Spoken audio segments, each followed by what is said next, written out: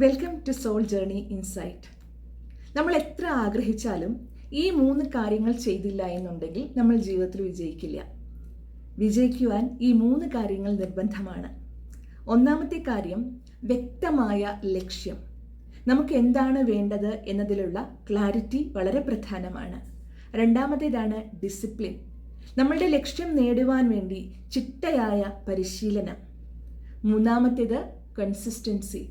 കുറച്ച് ദിവസങ്ങൾ ചെയ്തിട്ട് വിട്ടുകളയുകയല്ല, ലക്ഷ്യം നേടുവാൻ വേണ്ടി ഒരു ബേബി സ്റ്റെപ്പെങ്കിലും ഒരു ദിവസം എടുക്കുക, ഒരു ചെറിയ സ്റ്റെപ്പെങ്കിലും ഓരോ ദിവസവും എടുക്കുക. ഇന്ന് നമ്മൾ ചെയ്യേണ്ടത് എന്താണെന്നറിയാമോ?